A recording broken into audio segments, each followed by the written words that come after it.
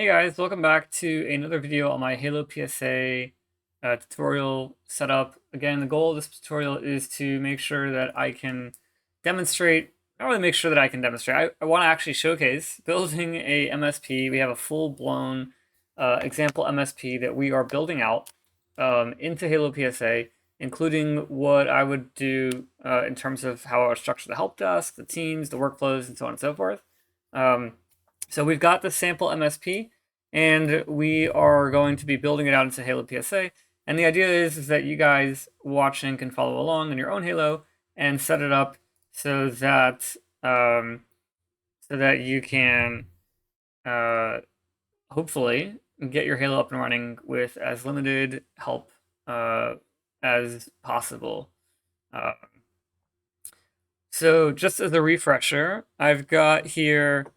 Let me flip over to my screen share real quick. All right, so this is the sample MSP that we're talking about, MSP Advisor Organization. We've got our roles, some processes, services process, things like that. We basically are using this as our ideal build out. This is our training Halo. Again, it hasn't really been touched since the last video that I did. We've already gone through setting up the accounting integration. We've gone through setting up the Microsoft different Microsoft integrations that exist, including CSP, Calendar, Exchange for email processing, and Azure Sync and Single Sign-On. And so today we're supposed to be going and diving into the NinjaOne RMM integration. And the idea is, again, like once you understand how one of these integrations work, for the most part, you should be able to translate it to all the other integrations as well. They are pretty similar.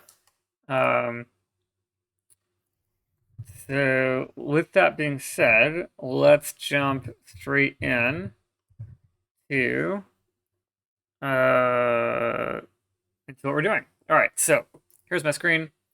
We've got the dashboard here. We're going to jump to configuration and let's go look for NinjaOne. We've got NinjaOne here. I don't know if this is going to work actually. There's a problem. It's not really a problem, but if you tied NinjaOne to one Halo instance and then you try tying it to another Halo instance, it can run into some problems, and we could potentially need to get Halo involved to clear it out just so I can showcase this. But we're going to try and find out what happens. And if it doesn't work, then we may just delay this video and do a different topic instead. So here is my NFR login to Ninja, and we are going to try to sign in. Let's grab our TOTP and submit. We want to remember decision and authorize, and that looks like it actually, yeah, that worked, I think. Perfect. All right, so the trick was that I disconnected on the other instance before I tried connecting on this instance. So there's a couple things that we need to go through here. One of the things that we talk about and we recommend in our pre-implementation checklist is to go through your integrations and make sure that your names of your clients and sites match exactly across all of your platforms. That way, then when we import your organizations from either QuickBooks Online or Xero or ConnectWise or whatever it is that you're bringing them in from, we can just come along here and automatically just map clients by name, right? Because if the names already match exactly, then it will just map to the existing name. If it doesn't match, it'll create a new record. So if we come in here and hit the import organizations and locations, it's going to give me the names of the organizations and clients. And right now, none of these match, but it would match if they existed. Here's the name and here's the location. Because they don't match, they're just going to make brand new ones. And so it makes it much easier if we just have it all match ahead of time. If it doesn't match, we can create manual mappings. And so we can say, you know, Ninja Mendy House is Mendy Online and save. And then the site main is the Ninja Home. And then we can just do that again, where we can say like Acorn Construction is also main, where the site London, well, where the Ninja site laptops is London, right? And so now we're basically like splitting up the Ninja organization to different things. Now, I honestly have not tried this before. I don't know if this is going to work the way I think it will, but we can try it. Let's go to Ron's Ironworks. That's also Mendy's house. And the site Seattle is Cloud at this point, right? So now I've mapped all three locations from Ninja. Now let's go ahead and map the Rising Tide one, which will say that is Mario and Luigi's Pizza Place is Rising Tide, and New York is going to be Never mind. I'm not gonna map this one. I'm actually gonna show what happens when we bring an unmapped client in. So we've got top level for clients. This is one of the things that I've turned on in the past. I may have talked about it. I may not have talked about it. I'll bring it again. I'll talk about it again just in case. Basically, ideally, when we are talking about the perfect flow in Halo, we want Halo to be the source of truth for all clients, right? Halo, you create the client. Halo should push that out to QuickBooks, and from there we map to Ninja, we map to everywhere else, all the other platforms like Tglue, Pax8, and so on and so forth. Halo should be the source of truth. But it is possible, especially if you have your syncing on to do, enable syncing of organizations, then it is possible that if someone were to create the organizations in a different place first, like for example Ninja, Halo will pick it up and create a client in Halo for that organization. What that means is that we potentially have duplicates being created at that point. So what we want to do is we want to turn on top level, which I'll show you where to do that in a second under users right here. Under users general settings, we can go to show additional top level. We want to turn that on.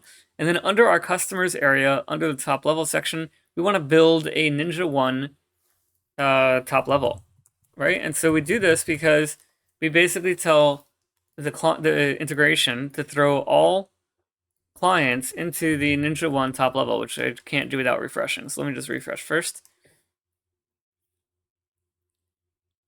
And basically what it's saying is that if the client came from NinjaOne, it's going to go into the NinjaOne top level. I'm going to expect that we're going to have 0 clients here at all times. I'm going to throw a daily report in that's going to basically output a result of clients on our different top levels, excluding the top levels that I care about. So like Rising Tide and Pivotal we'll exclude. The rest we're going to keep. And then in the event there's any data in those reports, it'll get emailed out automatically. If there's no data, the report will be skipped. It'll be scheduled to send every single day, and it'll skip it. So that report will give me basically a list of things that I have to fix every day. Oh, we have a client on that report. Let's go map that client. We're going to do something similar with assets. We'll talk about that in a moment. For right now, we're just going to focus on the top levels, and I'm just going to go ahead and import organizations and locations. And I'm going to go ahead and hit the start button. And what we should see is that the ones that are mapped to the Mendy House organizations, that should come through.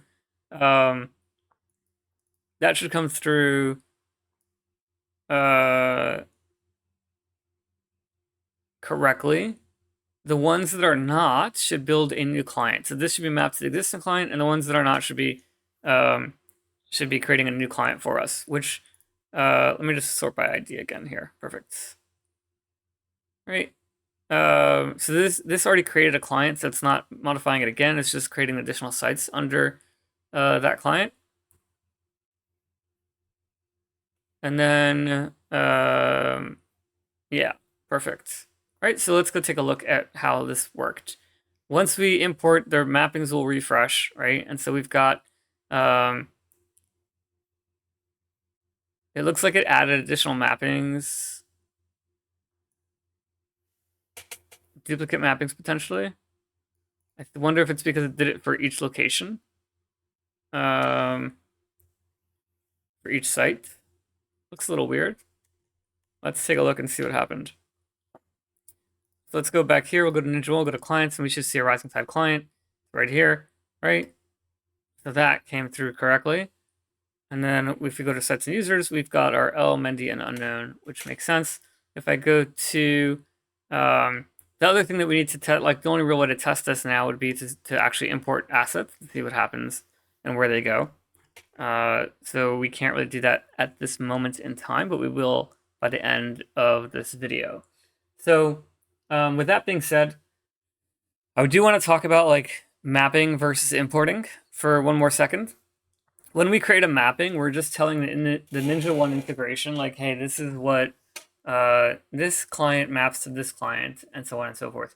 But we're not actually recording the Ninja ID against the organization until an import occurs. So even after you generate your mappings or build your mappings, you still have to go and import organizations and locations.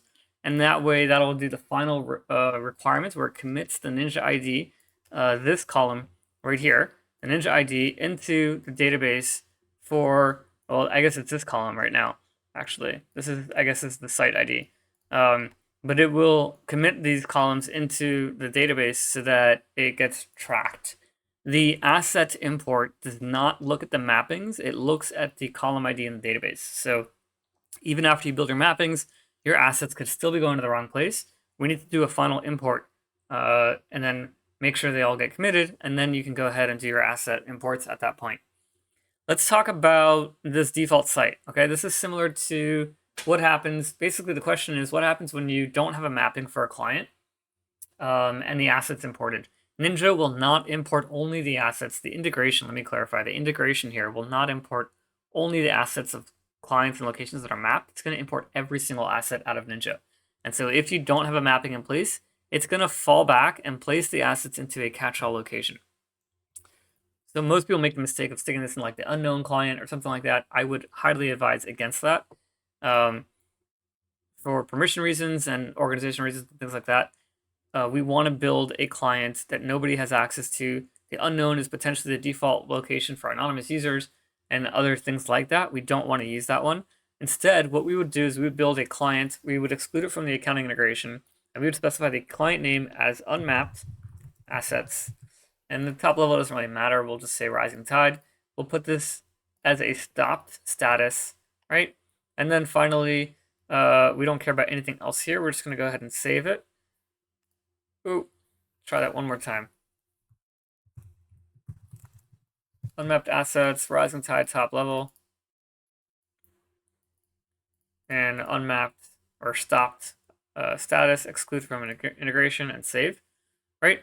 You may get some error messages here about like site name must be required, default contact must be required. It doesn't matter what we put in. So just fill in some garbage data just so we get the client created. Once that client's created, under the sites, we're going to remove the main site or rename it. The site that we want to create is going to be based off the name of the integration, NinjaOne in this case, right? And so what'll happen is that when we go to our NinjaOne integration, we go into our default site, we're going to search for the NinjaOne site at this point. Now, every integration will get its own site under the unmapped assets client, and we're essentially replicating the functionality we did with top level for the assets itself. The report that we're talking about will actually look at both the top levels and the unmapped assets client to verify that there are no assets under that client or there are no clients under that top level. And so that'll tell us, hey, if there's a mapping that's broken that we need to fix. There's something wrong that we should go address at that point. All right, how we set this up is up to you. What I'm going to do is going to be a few things. As we go through this, we have the default group for new asset types. Basically, what's going to happen is that the integration is going to look at Ninja, and it's going to look at the device type, and it's going to determine what type of device or what type of asset should be created in Halo, or should be matched in Halo based off of that. What I'm going to do is I'm going to change the device type to be using node role instead. Now, if we are looking at Ninja, and we were to go into one of our devices that we have here, so let's go to like Easy Panel and go to our Settings tab. The device role here is what the node role is going to look like. So this would create an asset type called Linux Server. Whereas if we use the device type, it's literally going to say whether it's an agent device or a network sensor or something like that. And whether it's a node class, it's literally just going to be Windows_server, Windows_workstation. It's not really customizable. It's all default. It's kind of ugly. I prefer the node role. You can have one role per device in Ninja, and that device role is going to be what's going to determine the asset type in Halo. So we're going to do that, and then we're going to create a group that we don't currently have right now. So let's go back. Let's go up to our configuration, and we're going to go to our asset management, and then we're going to go to asset groups. And in here, we're going to create a new group that I'm just going to call NinjaOne assets, right? And we will just save this. All right, so we will place this into the NinjaOne assets. Let's go ahead and refresh. Now, the idea is that if it's a net new asset type, apparently I keep misclicking. If it's a net new asset type, I want it to exist in a place where I know what happened, where it came from. So I'm organizing it in a very specific way. I can move it afterwards. I can say, oh, the desktop type, I'm going to move to a different group or something like that. I can rearrange things how I want it to be, but if it's happening by itself, I need to know where it came from. I need to know what happened. And so I'm structuring it in a very specific way. It could be I never need to move it and I just leave it under NinjaOne anyways, but that's a whole different thing anyways. When you import assets from an integration, the asset could already exist, especially if it's something that you are tracking stock on.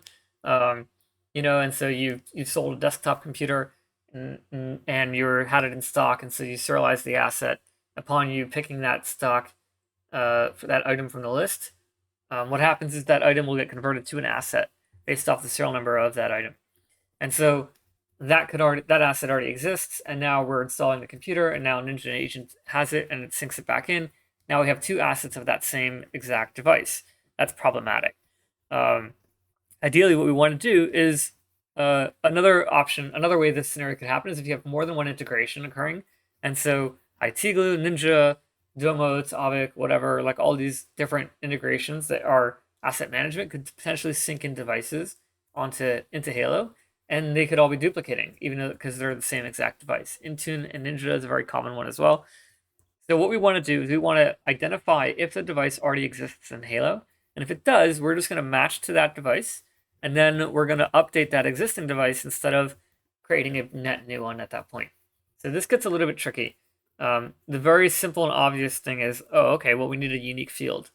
Most people jump to MAC address as a unique field. MAC addresses are, it's been ingrained into the technician's mind that MAC addresses are hardware addresses that are unique to the network adapter of the computer, and so they're a pretty decent way to verify that the machine is what that machine is, regardless of what platform they're on. The problem is that most computers nowadays, especially laptops, have more than one network adapter. And so which MAC address is it looking for? And you have no way of controlling that because it's based off the integration, it's based off the platform. And some integrations or some platforms will actually read all MAC addresses into a single one line collapsed, like comma separated line, string value. And then which one is it? Like, what do you do? So while MAC addresses seem like the easy answer, name may seem like another easy answer. Name could work if you were on top of making sure that every computer name was unique. But if they did clobber with a different computer, it would overwrite that machine.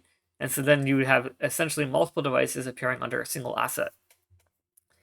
The most common, easiest answer to jump to is the serial number. So if we come in here and we go to the asset matching field, we want to search for the serial number field.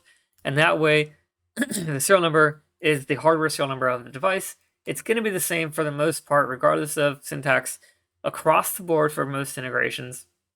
And it will always match, as well as it'll be on the box. So when we're picking the inventory and we're converting the item into an asset, we can provide the serial number up front when we're picking it out. And that'll allow us to basically populate that value immediately, so that when the RMM agent detects the asset and syncs it in, it'll match to the item that was picked from stock at that point, and your entire history will be maintained from the item from stock that was sold all the way to the actual computer itself, as it just updates that existing asset. So with that being said, we are matching on the serial number field, but we're not actually mapping the serial number from Ninja into Halo. So how does it know what the serial number actually is at this point? This is where we actually start building out our fields in Ninja to our Halo field itself. So there's a couple things that we need to do. Assets have two different types of fields, asset field and custom field. For the most part, we're generally going to be sticking with asset field. I'll come back and talk about that a little bit later in this video, but for right now, we're just going to get through mapping these fields. There's a couple fields there's at least two fields that I want you to do every single time. It's going to be a little bit different depending, but other than those two fields, you can do whatever other fields you want. But these two are the minimum requirement that you should have. Number one is the name of the device. So that can be display name, it could be name, it could be device name, something like that. In this case, I believe Ninja, the field name works the best or closest to. But again, you can always pick your own. But the key is to map that to a Halo field. It's going to be called asset tag or asset number. Not the name field. There's a name field as well, but that's not the field that Halo treats as the name. So if you're looking at assets in Halo, let's go ahead and pull up our asset screen. And we can see we've got clients here, asset tag over here. Up here, we've got this part of the text, okay? This is the asset tag. So what we see when we do a search result, when we're trying to pick assets from a list, it's the asset tag specifically. We can see that over here. The name field, which is all the way down here, does not really get used. I don't even know if it's, it might not even be on this asset, specifically this asset type. But the name field doesn't really get used as much as a just a regular field on the side. It's not the title field, basically. So our title field is going to be asset tag or asset number, depending on which system you're in. That's the one that we want to use. And we want to go ahead and save that. That's at least the first tag, the first mapping I want you to build. The second mapping is going to be based off of what we selected here. Because we're mapping on serial number, we're matching on serial number, we want to make sure that we map that field in so that Halo gets the correct serial number from here. Ninja has two of them, BIOS serial number or serial number. I'm going to do BIOS serial number, and I'm going to map that to serial number. And then, of course, you can go ahead and map any other field that you want at this point. So we can do like OS, BIOS name, manufacturer, OS name, and we can map that to OS version. We can get like manufacturer, and we can map that to manufacturer. We can get model. Right, and so like these are ones that you can decide what you want to bring across or not bring across. It's completely up to you.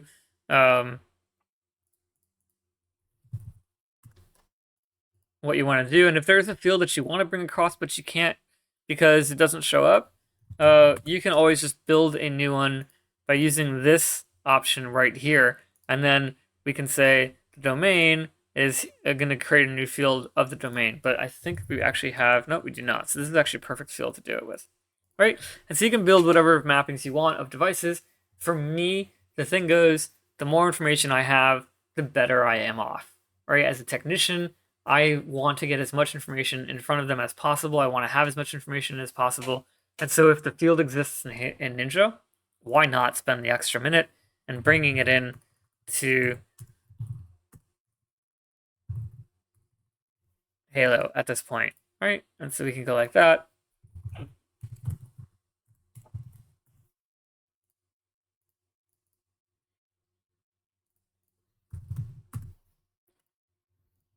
And you kind of get the point here. I think I'm basically done with this right now.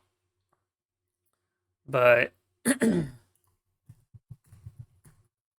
just add a new field for it. But again, go through the fields, find the ones that you want, and bring it in front of the technician. If the field is in here, the technician can search for it. They can search for serial number, they can search for IP address, they can search for asset tag, name, whatever, and so forth. This setting does not work as well as you'd expect it right out of the box. There's some additional work you have to do. I'm not going to go into it because Connor at Renata did a fantastic job doing a video of how to actually utilize this field. So I'll link that in the comments of this video. I'll link that video down below. But for the most part, I'm not going to go into it in this case. All right. Once we have that, we can go ahead and import our devices. So let's go ahead and do this. It's just telling you this is not an error message. It's a warning letting you know that if you don't have everything mapped through, it's going to end up in your default location. So we're going to go ahead and click OK. We got 2 pages worth of assets. We can kind of see all the details that we brought along in here. We've got agent device. We've got the name of the system. We've got the BIOS serial number, and we've got the OS name, model, and so on and so forth. Now, here's something that you might notice is that, let me see 1 second, if I switch this around. Where are we? Serial number. Let's flip this over to be serial number instead of BIOS serial number.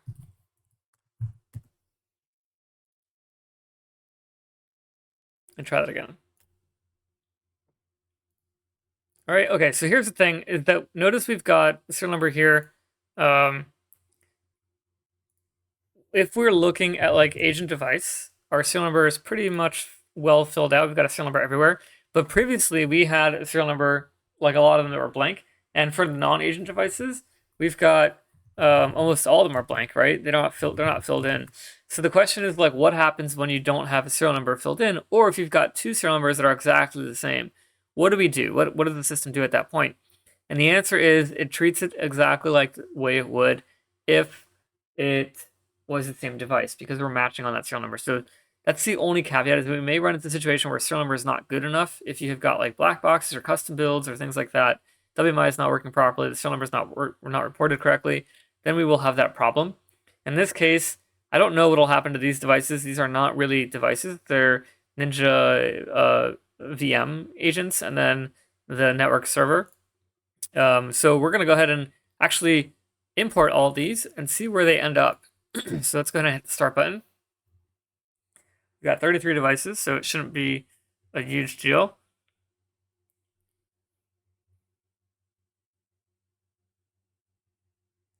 It does seem to be taking sweet time now. So this is a Precision 5540. This is one of my laptops, actually. You see the name is Mendy-111. We've got the serial number here. You can go ahead and copy that serial number and jump to our assets real quick and just search for it, basically. And we can see it came up under Acorn Construction. It was under... does it give me the location? It does not. Okay, well, let's go ahead and launch Ninja from here. And I'm not signed in somehow. I guess Ninja signs out really fast. I don't really spend a lot of time in Ninja. So...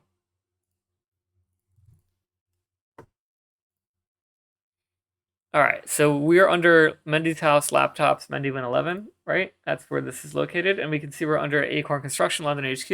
If we were to go back to our integration, which is almost finished, let me do it here.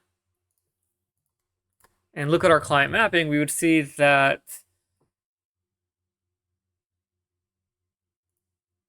come on. Mendy Online laptops is going to Acorn Construction, London HQ. Right, so that actually worked out really well. If we go back to our devices here, let's go to our other locations. Let's go to locations, home for a second. We've got EasyPanel, GLTVM hosts, and so on. So let's go look at our client lists, customers, Mendy Online, and we will go to our assets tab here. And we can see that we've got a bunch of systems that came in through here on purpose, right? VMM guests, VMM hosts, Windows Server, here we go, right? Windows Billable Server, Windows Server, Windows Server. So these came across based off of the Ninja RMM. Well, that's interesting.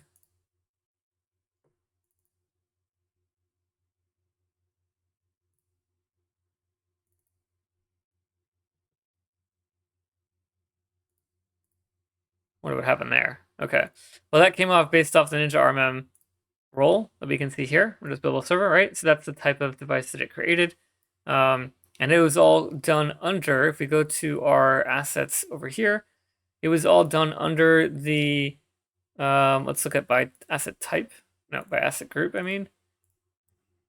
Look at asset group. Okay. And then we got NinjaOne assets. And so then we can see all of the different types of devices that were created and which clients they went under at that point.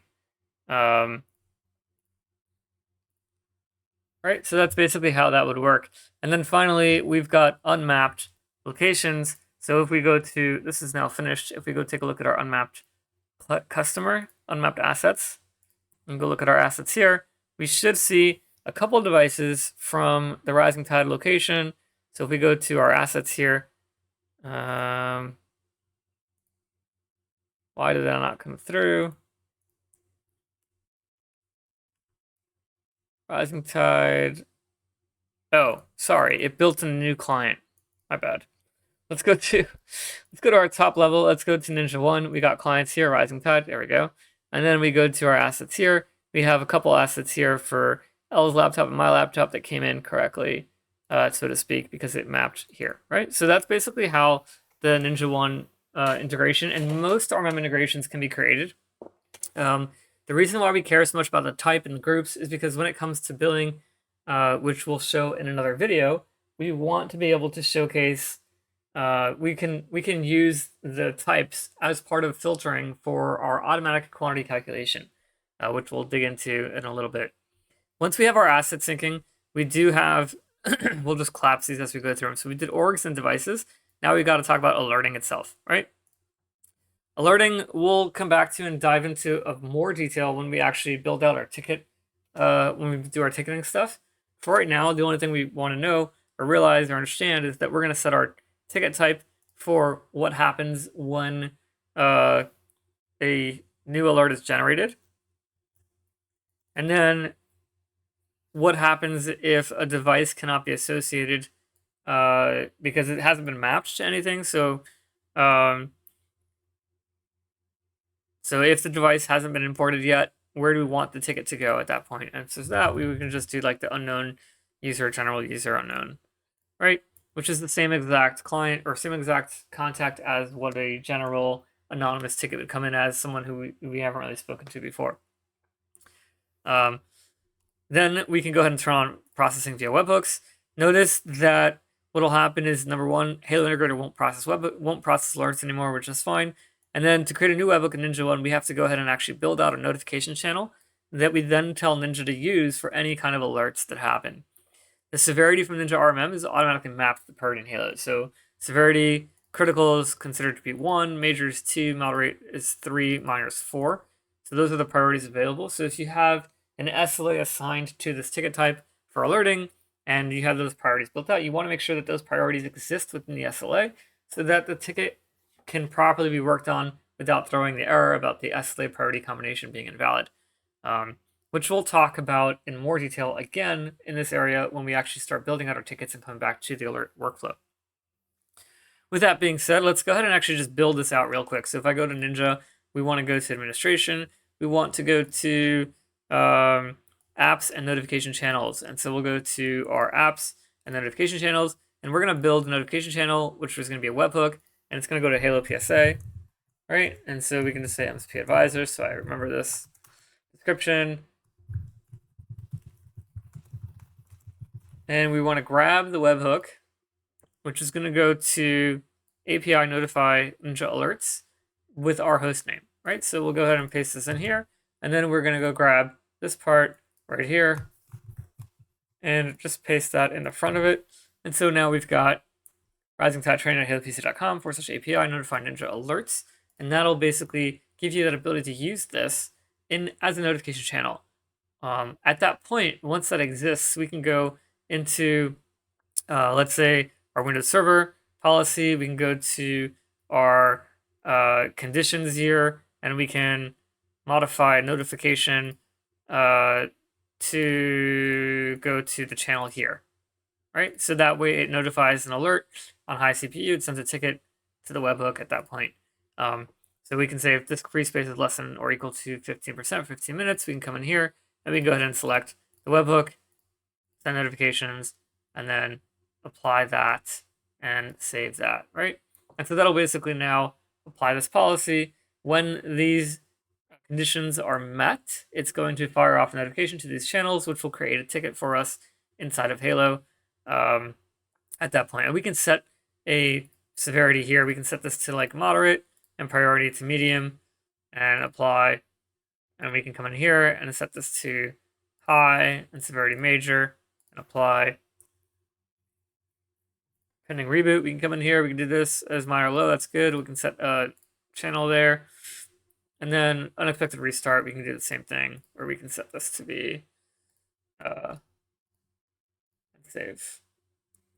All right, and so we've got these things that are now sending alerts to Halo at that point, and we can go through our various policies and do the same thing. So like Windows Workstation, if there's any conditions here that we want to notify, we can come in here and we can set the notification to go to Halo at that point, apply, and save.